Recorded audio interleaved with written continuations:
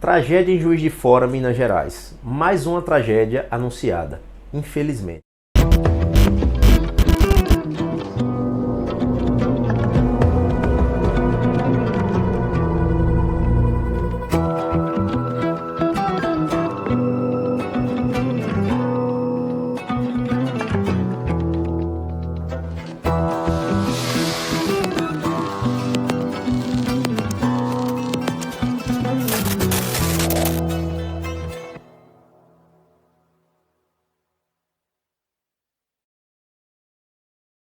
E para quem acha que essa frase é um mero clichê, tem obviedades que precisam ser repetidas, porque o óbvio muitas vezes, por ser tão óbvio, ele fica esquecido.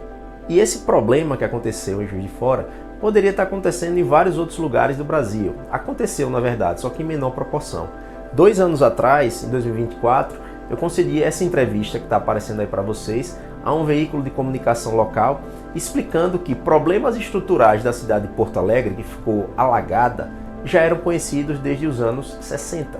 E boa parte do que acontece hoje em dia também já é conhecido por parte das autoridades. As defesas civis ao redor do Brasil têm conhecimento das áreas que são sujeitas a deslizamento de terra, a inundações, e o governo federal tem um cadastro nacional centralizado dessas áreas. Então, o que não falta é informação. Mas então por que é que esses desastres acontecem de forma tão recorrente no Brasil? Eu coloco pelo menos 3 fatores para vocês conseguirem entender isso.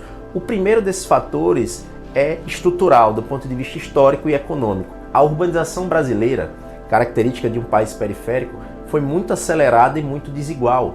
Numa economia de mercado, as pessoas acabam morando nos lugares que elas conseguem pagar. E geralmente a população pobre, ela vai morar em áreas de risco. Então, esse é um problema histórico que todas as cidades brasileiras, as capitais pelo menos, passam, as autoridades sabem disso, mas os recursos orçamentários normalmente são desviados para outras áreas. No caso de Minas Gerais, por exemplo, a gente teve a situação, que foi o fato de que tanto o governador quanto alguns deputados votaram para a redução das verbas destinadas a obras de infraestrutura que evitariam esse tipo de tragédia. Então a gente tem uma política no Brasil que é comandada pelo Centrão, por uma série de caciques, que normalmente costumam drenar o orçamento para áreas que não são as mais relevantes do ponto de vista social. Inclusive, Minas Gerais é o estado que é sede de algumas empresas do setor de locação de veículos e que recebe isenção fiscal. Tem muita economista que diz que esse setor não deveria nem existir, muito menos ser subsidiado. Então, a gente tem consciência do problema, a gente sabe que ele existe, mas os recursos no Brasil, a dinâmica de distribuição, a gente sabe a que lógica obedece. E o terceiro fator é que a gente tem todo ano esses ciclos de fenômenos naturais acontecendo. No caso do Brasil, no período do verão, a gente já tem uma maior disponibilidade de umidade na atmosfera, a gente tem umidade que vem da Amazônia, a gente tem massas de ar frio que vem do sul do país e áreas de baixa pressão que se formam, na região do Nordeste também. Tudo isso confluindo faz com que a gente tenha chuvas torrenciais. O problema é que as mudanças climáticas elas podem ser de origem natural, mas podem ser intensificadas também pela atividade humana. Já está provado que a cada grau que você aumenta na temperatura da atmosfera, a atmosfera é capaz de suportar 7% a mais de umidade. Obviamente, com a atmosfera mais quente, tendencialmente mais quente, a gente vai ter cada vez mais eventos extremos quando o assunto for ligado, por exemplo, a chuvas, certo? Então, são 3 fatores estruturais que são de conhecimento público das autoridades, das referências científicas,